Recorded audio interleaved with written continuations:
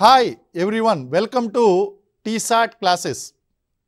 గత ఎపిసోడ్లో కుల వ్యవస్థ యొక్క లక్షణాలు, కుల వ్యవస్థ యొక్క విధులు, కుల ఆవిర్భావ సిద్ధాంతాలు వీటి గురించి చర్చించుకుందాం. ఇప్పుడు కుల వ్యవస్థలో ఉన్నటువంటి ఆధునిక కుల వ్యవస్థలో వచ్చినటువంటి మార్పులు ఏంటి అనేటువంటి అంశాన్ని చర్చిద్దామండి. మనం లాస్ట్ ఎపిసోడ్లో కులం గురించి చెప్పుకుంటున్నప్పుడు మీకు అప్పుడప్పుడు అనిపించి ఉండవచ్చు, ఈ లక్షణాలు ప్రస్తుత సమాజంలో కనిపించట్లేదు కదా, ఇంకా ఎందుకు మనం చర్చిస్తున్నాం అనేటువంటి భావన మీకు కలిగి ఉండొచ్చు. దానికి కారణం ఏంటి అంటే సోషల్ చేంజ్, సాంఘిక మార్పు. భారతీయ సమాజంలో సాంఘిక మార్పులో భాగంగా కుల వ్యవస్థలో కూడా మార్పు అనేటువంటిది వచ్చింది. సో ఎలాంటి మార్పులు వచ్చినాయి, అలాగే ఆ మార్పులు రావడానికి ప్రధానమైనటువంటి కారణాలు ఏంటి అనేటువంటి విషయం మనం చర్చిద్దాం. మనకి ఆధునిక భారతీయ సమాజంలో మార్పులు రావడానికి ప్రధానమైనటువంటి కారణం ఆధునిక విద్య, మోడర్న్ ఎడ్యుకేషన్. లార్డ్ మెకాలే ప్రవేశపెట్టినటువంటి ఆంగ్ల విద్య, ఆధునిక విద్య కూడా మనకి భారతీయ కుల వ్యవస్థలో విపరీతమైనటువంటి సమూలమైనటువంటి మార్పును తీసుకుని వచ్చింది. ఈ ఆధునిక విద్యలు రాకముందు విద్య అంటే కుల విద్య, అందరికీ ఒకే రకమైనటువంటి సార్వత్రిక విద్య అనేటువంటిది లేదు. ఏ కులానికి చెందినటువంటి వారు ఆ కులానికి చెందినటువంటి విద్యలు నేర్చుకునేవారు. దాన్నే కుల వృత్తులు, కుల విద్యలు అని చెప్పేసి అన్నారు. కానీ ఆధునిక విద్య వచ్చిన తర్వాత కులంతో సంబంధం లేకుండా సార్వత్రిక విద్య అనేటువంటిది ప్రవేశపెట్టడం జరిగింది. ఆంగ్ల విద్య, సార్వత్రిక విద్య అనేటువంటిది రావడంతో కుల వ్యవస్థలో మార్పులు అనేటువంటివి సంభవించాయి. అలాగే పారిశ్రామికీకరణ, ఆధునికీకరణ, పట్టణీకీకరణ అనేటువంటిది చూస్తే, పారిశ్రామికీకరణ ఎప్పుడైతే పరిశ్రమలు అనేటువంటివి వచ్చాయో, నగరీకరణ జరిగింది, వలసలు అనేటువంటి ప్రారంభమయ్యాయి, ఉమ్మడి కుటుంబాలు అనేటువంటి విచ్ఛిన్నమయ్యాయి, గ్రామాలు తమ యొక్క స్వభావాన్ని కోల్పోయాయి, గ్రామాల్లో ఉన్నటువంటి కుల వృత్తులు కూడా తమ ప్రభావాన్ని కోల్పోయాయి. వీళ్ళందరూ వలసలు వెళ్ళిపోయారు. వలసలు వెళ్ళిపోయి పరిశ్రమల్లో ఉద్యోగాలు అనేటువంటి చూసుకోవడం ప్రారంభించారు. సో పారిశ్రామికీకరణ అనేటువంటిది కుల వ్యవస్థలో విపరీతమైనటువంటి మార్పులకు కారణమయ్యింది. అలాగే బ్రిటిష్ వారి యొక్క శాసనాలు స్వతంత్రానికి ముందే కుల వ్యవస్థ మీద ఉక్కుపాదం మోపడం కోసం కుల అసక్తుల చట్టము, కుల అసక్తుల నిర్మూలన చట్టము, క్యాస్ట్ ఇనేబిలిటీస్ రిమూవల్ యాక్ట్ అనేటువంటి చట్టాన్ని తీసుకురావడం జరిగింది. అలాగే స్వతంత్రం వచ్చిన తర్వాత అంటరానితనం నిషేధ చట్టము, అలాగే SC ST atrocities act, SC ST అత్యాచారాల నిరోధక చట్టం, ఇలాంటి అనేక చట్టాలు తీసుకొచ్చి మనకి కుల వ్యవస్థలో విపరీతమైనటువంటి మార్పులు తీసుకురావడానికి కారణమైందండి. అన్నిటికంటే ముఖ్యంగా భారత రాజ్యాంగంలో కులపరమైనటువంటి, లింగపరమైనటువంటి, ప్రాంతీయపరమైనటువంటి, మతపరమైనటువంటి ఇలాంటి భేదాలు ఏమీ లేకుండా అన్ని రకాలైనటువంటి వ్యక్తులకు అందరికీ కూడా సమాన అవకాశాలు అనేటువంటి ఇవ్వడం జరిగింది. కులపరంగా ఎటువంటి అవకాశాలను కూడా వాళ్ళు అసమానతలకి కూడా తావివ్వలేదు.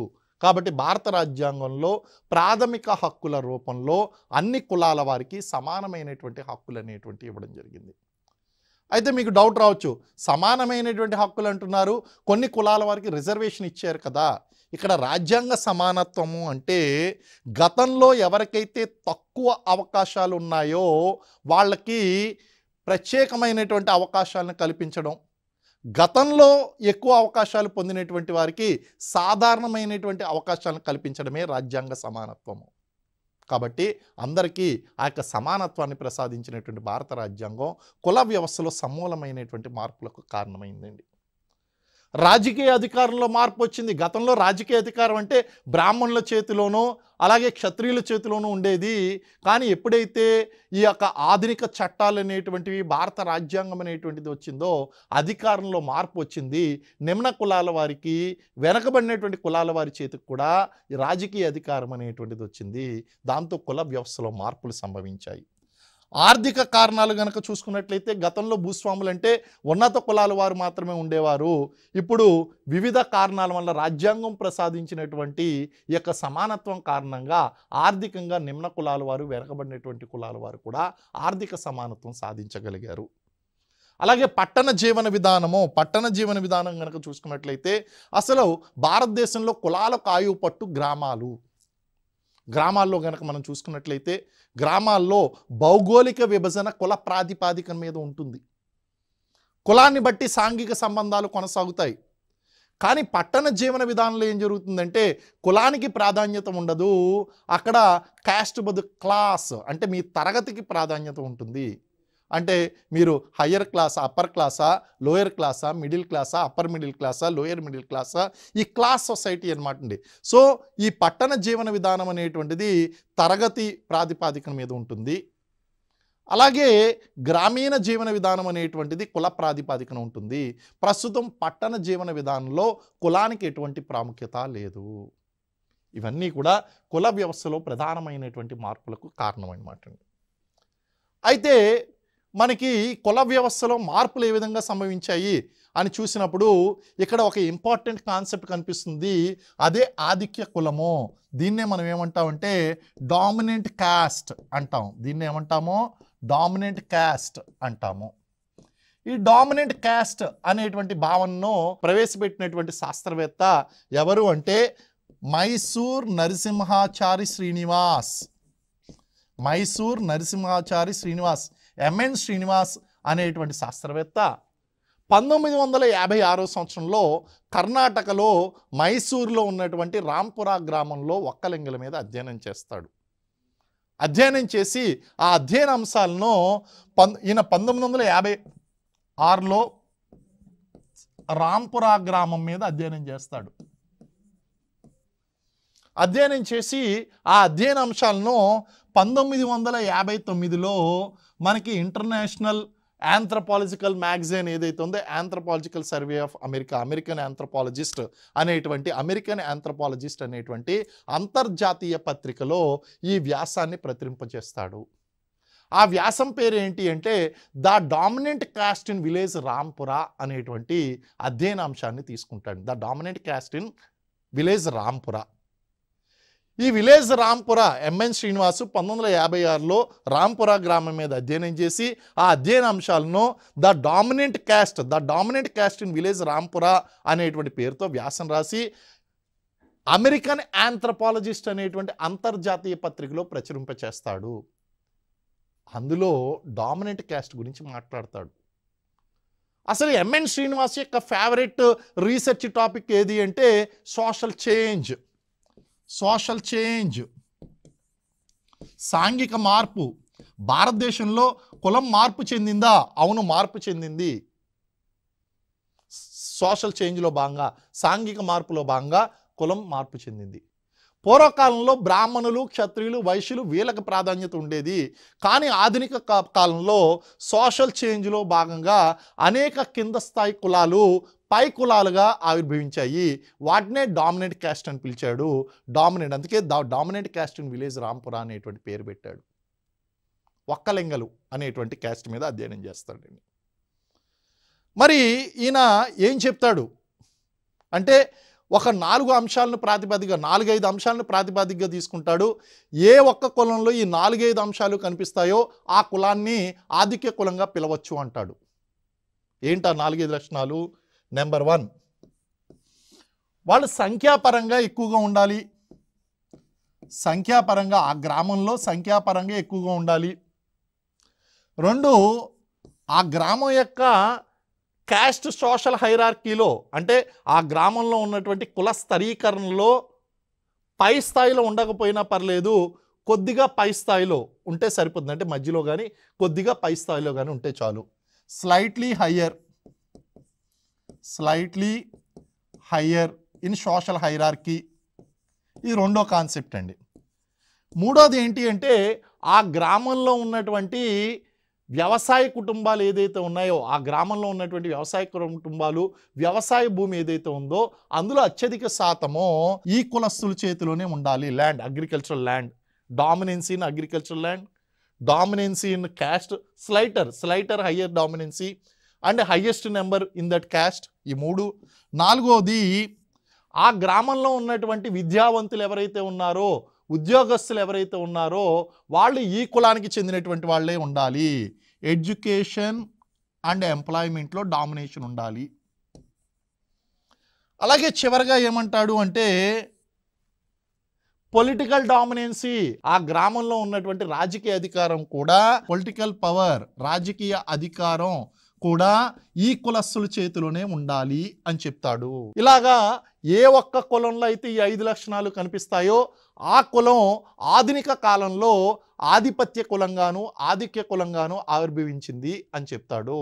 ఇది ఎంఎన్ శ్రీనివాస్ చెప్పినటువంటి ఆధిక్య కుల భావన. మనకి ఆధిక్య కులాలు ఈ చెప్పినటువంటి కాన్సెప్ట్ ప్రకారం చూస్తే ఈ లక్షణాలన్నీ సంతరించుకుని మనకి కొన్ని ప్రాంతాల్లో కొన్ని కొత్త కులాలు ఆధిపత్య కులాలుగా, గతంలో చెప్పాం ఆధిపత్య కులాలు అంటే ఎవరు, బ్రాహ్మణులు, క్షత్రియులు, వైశ్యులు, వీళ్ళే. మరి ఈ యొక్క ఎంఎన్ శ్రీనివాస్ చెప్పినటువంటి కాన్సెప్ట్ ప్రకారం ఈ 5 లక్షణాలు సంతరించుకున్న కొత్త కులాలు పైకి వచ్చినాయండి. ఏంటవి? తెలంగాణ ప్రాంతంలో కనుక చూస్తే దొరలు, భూస్వాములు అంటే రెడ్డి కులస్తులు, వెలమ దొరలు, రెడ్లు, వీళ్ళని చెప్పుకోవచ్చు. ఆంధ్రప్రదేశ్ ప్రాంతంలో కనుక చూసుకున్నట్లయితే కమ్మలు, రెడ్డులు.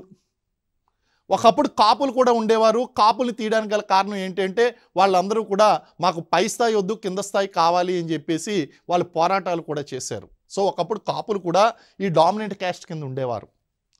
కర్ణాటకలో ఒక్కలింగలు, మైసూర్ ప్రాంతంలో లింగాయతులు, తమిళనాడులో పరాక్వీలు, కిల్లార్లు, కేరళలో నాయర్లు నంబూద్రిల చేతిలో చాలా హింసలకు గురయ్యారండి. నిమ్న జాతి కులాలుగా ఉండేవారు. కానీ రాను రాను వాళ్ళు భూస్వాములుగా తయారయ్యారు, రాజకీయ అధికారాన్ని చేపట్టారు, విద్యా ఉద్యోగాల్లో డామినెన్సీ ఉంది, వాళ్ళు కొద్దిగా పై స్థాయిలో ఉన్నారు. ఎస్సీ ఎస్టీలుగా లేకపోయినా బీసీలుగా కొద్దిగా పై స్థాయిలో ఉన్నారు. ఈ విధంగా వాళ్ళు ఆధిపత్య కులంగా మారారు. కేరళలో ఉన్నటువంటి నాయర్లు, మధ్యప్రదేశ్లో ఉన్నటువంటి రాజపుత్రులు, అలాగే గుజరాత్లో ఉన్నటువంటి పటేళ్ళు, వీళ్ళంతా కూడా ఆధిపత్య కులాలకు ఉదాహరణగా మనం చెప్పవచ్చు.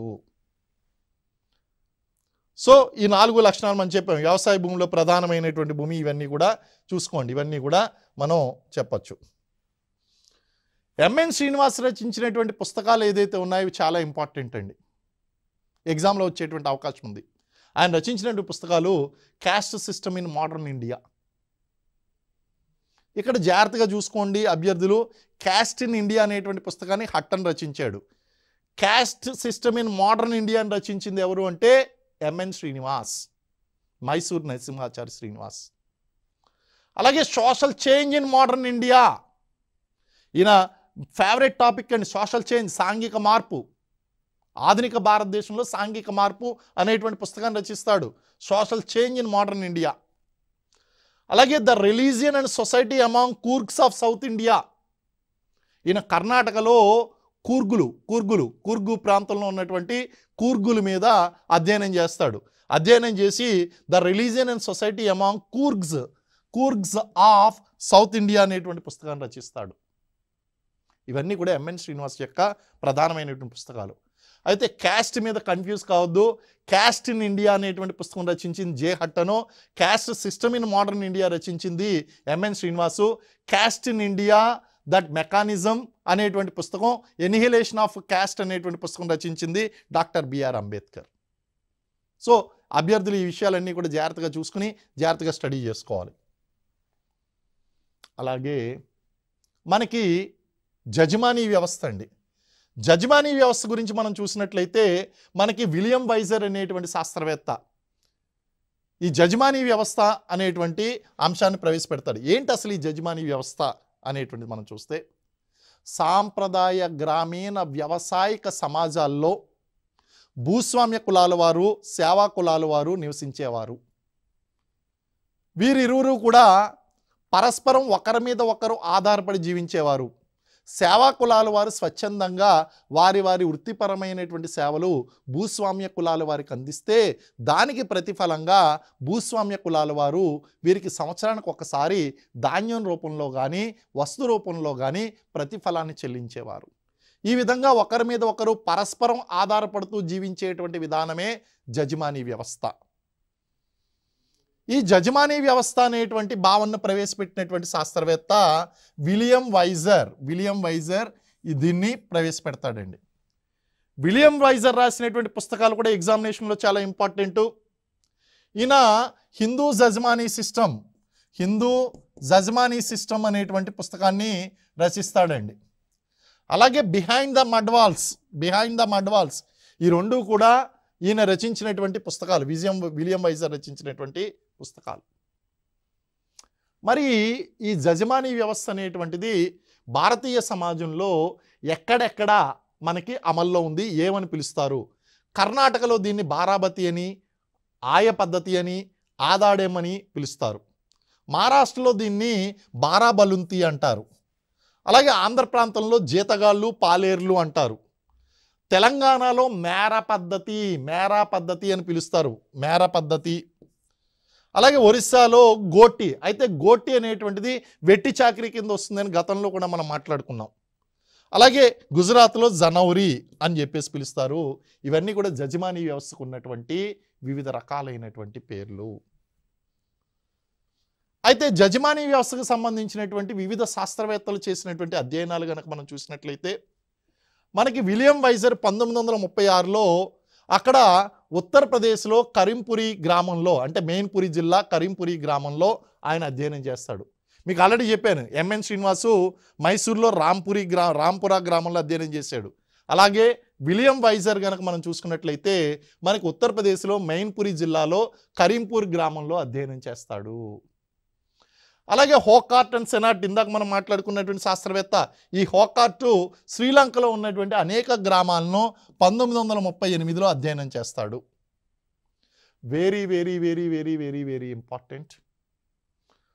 మనకి హైదరాబాద్కి సమీపంలో షామీర్పేట గ్రామంలో అధ్యయనాలు కొనసాగించినటువంటి శాస్త్రవేత్త ఎస్సి దూబే. 1951లో ఎస్సి దూబే హైదరాబాద్కి సమీపంలో షామీర్పేట గ్రామంలో అధ్యయనాలు చేస్తాడు. మైసూర్ రాంపురా గ్రామం చెప్పుకున్నాం, మైసూర్లో అధ్యయనం చేసింది ఎంఎన్ శ్రీనివాస్ 1956. అలాగే ఉత్తర భారతదేశంలో ఉన్నటువంటి గ్రామాల మీద అధ్యయనం చేసినటువంటి శాస్త్రవేత్త ఆస్కార్ లెవీ 1958. వీళ్ళంతా కూడా భారతదేశంలో ఉన్నటువంటి గ్రామాలను అధ్యయనం చేసి అక్కడ ఉన్నటువంటి జజమానీ వ్యవస్థను అధ్యయనం చేసినటువంటి శాస్త్రవేత్తలు. మనకి సంస్కృతీకరణ, ప్రతి సంస్కృతీకరణ అనేటువంటిది కూడా మనం చూసుకోవచ్చండి. మొదట మనం సంస్కృతీకరణ చూద్దాం, ప్రతి సంస్కృతీకరణ తర్వాత చూద్దాం. సంస్కృతీకరణ అనేటువంటిది మనం చూసినట్లయితే ఇక్కడ స్లైడ్లో ఉంది చూడండి. సంస్కృతీకరణ, ప్రతి సంస్కృతీకరణ. మనకి ఇది చూడండి, వర్ణ వ్యవస్థలో బ్రాహ్మణులు, క్షత్రియులు, వైశ్యులు, శూద్రులు ఉన్నారు మనకి. అయితే సంస్కృతీకరణ చాలాసార్లు ఎగ్జామ్లో కూడా అడిగాడు, వెరీ ఇంపార్టెంట్ కాన్సెప్టు. ఈ సంస్కృతీకరణ అనేటువంటి భావనను ప్రవేశపెట్టినటువంటి శాస్త్రవేత్త M N Srinivas. The social change in modern India అనేటువంటి పుస్తకంలో ఈ భావనను ప్రవేశపెడతాడు. ఏంటి సంస్కృతీకరణ అంటే, భారతీయ సమాజంలో ఉన్నటువంటి నిమ్న కులాల వారు, ఆదిమ సమాజాల వారు వారి యొక్క జీవన విధానంలో మార్పును తీసుకుని వచ్చి ఉన్నత కులాల వారి యొక్క జీవన విధానం వైపు పయనించడానికి చేసినటువంటి ప్రయత్నం ఏదైతే ఉందో ఆ ప్రయత్నాన్నే సంస్కృతీకరణ అని అన్నారు. అంటే భారతీయ సమాజంలో నిమ్న కులాల వారు కొంతమంది ఉన్నారు. వాళ్ళు ఏం చేశారు, వారి యొక్క సామాజిక అంతస్తును పెంచుకోవడం కోసం ఉన్నత కులాల వారి యొక్క జీవన విధానం, వాళ్ళ యొక్క ఆచారాలు, సాంప్రదాయాలు, కట్టుబాట్లు, జానపద రీతులు, మతపరమైనటువంటి సంస్కారాలు, ఆహారపు అలవాట్లు, వస్త్రధారణ, వేషధారణ, ఇవన్నీ కూడా వాళ్ళని అనుకరించడానికి ప్రయత్నించారు. తద్వారా వాళ్ళ యొక్క సామాజిక అంతస్తును పెంచుకోవడానికి కృషి చేశారు. అయితే మరి వారి అంతస్తు పెరిగిందంటే ఇది ఒక ప్రయత్నమే. వీళ్ళు ప్రయత్నించారు, కానీ ఆ ప్రయత్నాన్ని విఫలమయ్యేటట్టు ఉన్నత కులాల వారు చూసుకున్నారు. జరిగింది, ఒక ప్రయత్నం అయితే జరిగింది. ఉదాహరణ కనుక మనం చూసుకున్నట్లయితే ఇప్పుడు కులాలు ఉన్నాయండి. కులాల్లో కొన్ని కులాలు చూడండి, మంగలి అనేటువంటి కులం ఉంది. ఇప్పుడు సమాజంలో చూశారు, బ్రాహ్మణ అనేటువంటి పదానికి ఏమో ఎక్కువ గౌరవం ఉంది, మంగలి అనేటువంటి పదానికి తక్కువ గౌరవం ఉందా? అయితే ఓ పని చేద్దాం, మన కులం పేరు మార్చుకుందాం. వెంటనే వీళ్ళు ఏం చేశారు, మంగలి అనేటువంటి పేరు ఏదైతే ఉందో ఆ కులం యొక్క పేరు స్థానంలో నాయీ బ్రాహ్మణ అని పేరు పెట్టుకున్నారు. కంసాలి అనేటువంటి కులం ఉంది, వాళ్ళు కూడా ఏం చేశారు, బ్రాహ్మణీకరణ ద్వారా విశ్వబ్రాహ్మణ అనేటువంటి పేరు పెట్టుకున్నారండి. సో ఇలా పేర్లు పక్కన బ్రాహ్మణ, క్షత్రియ, వైశ్య అనేటువంటి పేర్లు పెట్టుకోవడం, ఇవన్నీ కూడా దేనికి దారితీసినాయి అంటే సంస్కృతీకరణకు దారితీసినాయి. ఆహారపు అలవాట్లో మార్పు చూడండి, నిమ్న కులాల వారు నాన్ వెజ్ తీసుకుంటారు, మాంసాహారాన్ని తీసుకుంటారు. అయితే బ్రాహ్మణులు కేవలం శాకాహారాన్ని తీసుకుంటారు కాబట్టి వీళ్ళు ఏం చేశారు, మాంసాహారాన్ని మానివేశారు. పూర్తిగా కొంతమంది మానివేస్తే కొంతమంది కొన్ని ప్రత్యేకమైనటువంటి దినాల్లో మానివేయడం ప్రారంభించారు. ఒక్కొక్క రోజు పూజలు, వ్రతాలు పేరుతో వాళ్ళు మాంసాహారాన్ని వదిలిపెట్టారు. ఈ విధంగా ఉన్నత కులాల వారి యొక్క జీవన విధానం వైపు పయనించడానికి చేసినటువంటి ప్రయత్నం ఏదైతే ఉందో దాని సంస్కృతీకరణ అని అన్నారు. మరైతే సమాజంలో ఇంకొక అంశం జరిగిందండి. కింద కులాల వారు పై కులాల వైపు ప్రయాణిస్తుంటే పై కులాల వారు కూడా కింద కులాల వారి యొక్క అలవాట్లను చేసుకున్నారు. దానికి ఏం పేరు పెట్టారంటే ప్రతి సంస్కృతీకరణ, డీసాంస్క్రిటైజేషన్ అన్నారు. దీన్నేమో ఎంఎన్ శ్రీనివాస్ చెప్తే సంస్కృతీకరణను ఎంఎన్ శ్రీనివాస్ వివరిస్తే మనకి ప్రతి సంస్కృతీకరణ వివరించింది ఎవరు అంటే డిఎన్ మజుందర్ మనకి ప్రతి సంస్కృతీకరణ అనేటువంటి భావనను వివరించడం జరిగింది. ప్రతి సంస్కృతీకరణ అంటే ఉన్నత కులాల వారు నిమ్న కులాల వారి యొక్క అలవాట్లను చేసుకోవడం. ఉదాహరణకి ఇది కేవలం పాఠం చెప్పడం కోసం, ఉదాహరణ కోసం మాత్రమే, ఎవరు అఫెండ్ కాకూడదు. ఇప్పుడు చూడండి, బ్రాహ్మణుల్లో కొంతమంది మాంసాహారాన్ని స్వీకరిస్తున్నారు. వేరియస్ డాక్టర్లు అడ్వైస్ చేయడం వలన కావచ్చు, లేకపోతే వాళ్ళ యొక్క ఆహారపు అలవాట్లో వచ్చినటువంటి మార్పులు కావచ్చు, బ్రాహ్మణులు మాంసాహారాన్ని స్వీకరిస్తున్నారు. డీసాంస్క్రిటైజేషన్. అలాగే బ్రాహ్మణులు ఒక ప్రత్యేకమైనటువంటి జీవన విధానాన్ని కలిగి ఉండేవారు. ఇప్పుడు ఈ మోడర్నైజేషన్ వైపు, డీసాంస్క్రిటైజేషన్ వైపు వీళ్ళ వస్త్రధారణలో మార్పు వచ్చింది, మాట విధానంలో మార్పు వచ్చింది, జీవన విధానంలో మార్పు వచ్చింది. వీటినన్నిటినీ కూడా మద్య మాంసాలను స్వీకరించడం, వాళ్ళ యొక్క అలవాట్లను విడిచిపెట్టడం, ఇవన్నీ కూడా ఎందులో భాగంగా చెప్తాము అంటే డీసాంస్క్రిటైజేషన్లో భాగంగా చెప్తాము. సో భారతీయ సమాజంలో మార్పు అనేటువంటిది రెండు రకాలుగా జరుగుతుంది. కింద కులాల వారు పై కులాల వారి యొక్క ఆహారపు అలవాట్లను, జీవన విధానాన్ని స్వీకరిస్తున్నారు.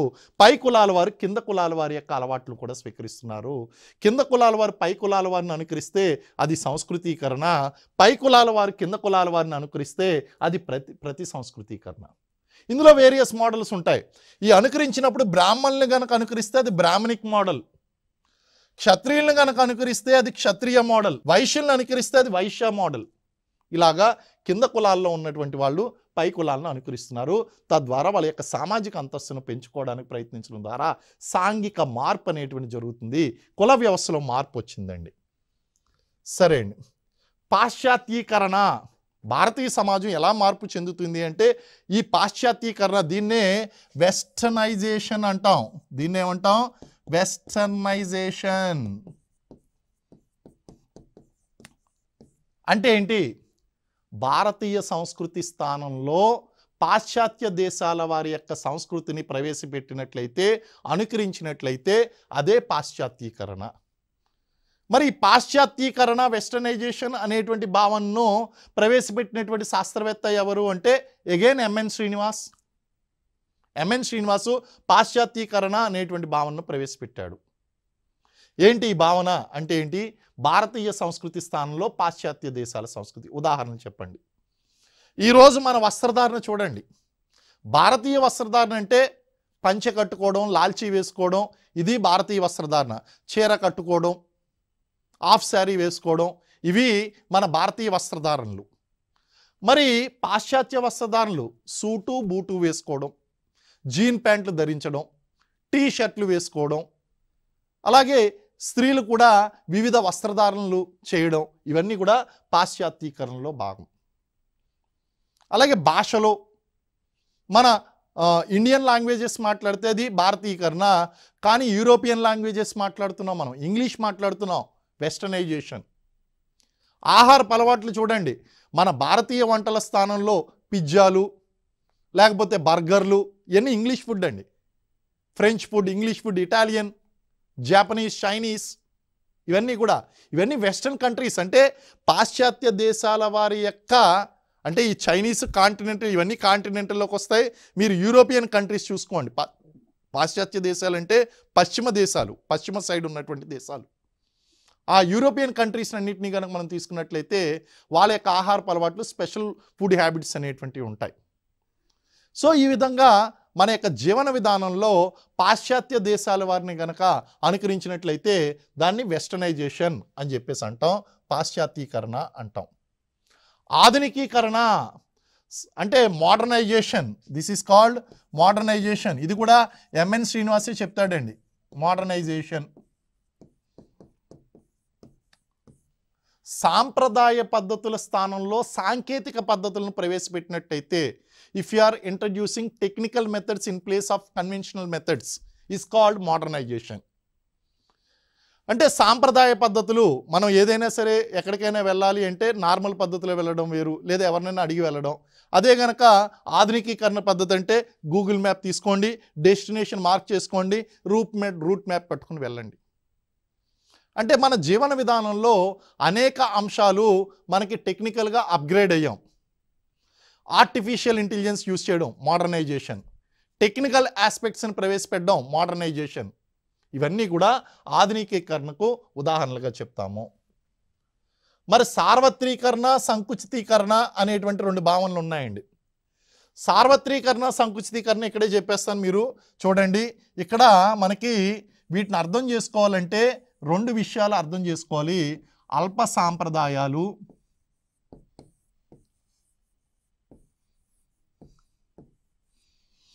అనల్ప సాంప్రదాయాలు. అనల్ప కొంచెం టెర్మినాలజీ డిఫరెంట్గా ఉంటుంది, కంగారు పడకండి.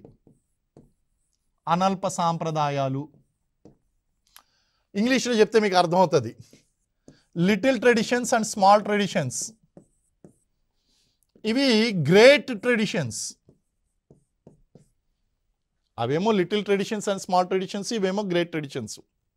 సమాజంలో అల్ప సాంప్రదాయాలు ఉంటాయి, అనల్ప సాంప్రదాయాలు ఉంటాయి. అంటే ఏంటి లిటిల్ ట్రెడిషన్స్ అంటే ఏంటి? లిటిల్ ట్రెడిషన్స్ అనేటువంటి సమాజంలో నిమ్న స్థాయి ప్రజలు లేదా కింద సమూహాల వారు, కింద కులాల వారు ఉపయోగించేటువంటివి, అలాగే సమాజంలో కొద్దిమంది మాత్రమే ఉపయోగించేటువంటివి లిటిల్ ట్రెడిషన్స్. అనల్ప సాంప్రదాయాలు లేదా గొప్ప సాంప్రదాయాలు అంటే సమాజంలో పెద్ద కులాల వారు, సమాజంలో ఉన్నటువంటి అన్ని ప్రాంతాల వారు, అన్ని కులాల వారు ఉపయోగించేటువంటివి అనల్ప సాంప్రదాయాలు. మనకి సామాజిక గమనంలో ఏం జరుగుతుంది అంటే అల్ప సాంప్రదాయాలు అనల్ప సాంప్రదాయాలుగా మారతాయి over a period of time. అలాగే అనల్ప సాంప్రదాయాలు అల్ప సాంప్రదాయాలుగా మారతాయి. అంటే ఏంటండి?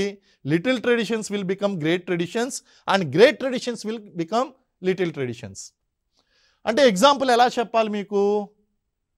ఉమ్మడి ఆంధ్రప్రదేశ్లో చూడండి. ఉమ్మడి ఆంధ్రప్రదేశ్లో మనకి ఉన్నప్పుడు బతుకమ్మ బోనాల పండుగకి పెద్దగా ప్రాధాన్యత అనేటువంటిది ఇవ్వలేదు.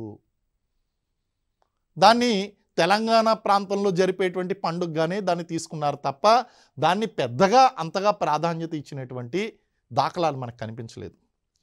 కానీ ఎప్పుడైతే మనకి ఉద్యమ చరిత్రలో భాగంగా, ఉద్యమంలో భాగంగా ఈ సాంస్కృతిక చైతన్యం అనేటువంటి చాలా ముఖ్యం, అందులో బతుకమ్మ పండుగకు, బోనాల పండుగకు ప్రత్యేక స్థానం ఇవ్వడం జరిగింది. ఇక్కడ బతుకమ్మ పండుగ కనుక చూస్తే తెలంగాణ వచ్చిన తర్వాత the floral festival of Telangana, Telangana పూల పండుగ అన్నారు. రాష్ట్ర పండుగగా దాన్ని జరుపుకున్నారండి. అంటే తెలంగాణ ఆవిర్భవించక ముందు బతుకమ్మ పండుగ అనేటువంటిది ఒక అల్ప సాంప్రదాయము. తెలంగాణ ఆవిర్భవించిన తర్వాత అది అనల్ప సాంప్రదాయము. ప్రభుత్వ ఆఫీసుల్లోనో, ఇటు గ్రామాల్లోనే కాదు, పట్టణాల్లోనే కాదు, ఆ 9 రోజులు కూడా మనకి బతుకమ్మ పండుగను జరుపుకోవడం అనేటువంటిది కనిపిస్తుంది. రాష్ట్ర ప్రభుత్వం, ప్రభుత్వ కార్యాలయాల్లో కూడా దాని బతుకమ్మ పండుగను సెలబ్రేట్ చేస్తుంది. It's become a great tradition అండి. అలాగే కొన్ని అనల్ప సాంప్రదాయాలు, గొప్ప సాంప్రదాయాలు చిన్న సాంప్రదాయాలుగా మారిపోతాయి. ఒకప్పుడు వివాహం ఎన్ని రోజులు జరిగేదో మీరు చూడండి, 5 రోజులు వివాహాలు. మరి తర్వాత కాలంలో ఏం జరిగింది? వివాహం 3 రోజులు, 2 రోజులు, 1 రోజు, 1 గంట వివాహం తగ్గిపోయినాయి. అందులో ఉన్నటువంటి ప్రొసీజర్స్, రిచువల్స్ అన్నీ తగ్గిపోయినాయండి. సో ఇలాగా ట్రెడిషన్స్ అనేటువంటి చిన్నవి అయిపోతున్నాయి. ఇప్పుడు దీనికి ఒక పేరు ఇద్దాం. అల్ప సాంప్రదాయాలు అనల్ప సాంప్రదాయాలుగా మారితే దాన్ని సార్వత్రీకరణ అన్నారు. యూనివర్సలైజేషన్, సార్వత్రీకరణ అన్నారు. అలాగే గొప్ప సాంప్రదాయాలు చిన్న సాంప్రదాయాలుగా మారిపోతే పెరాకులైజేషన్, సంకుచితీకరణ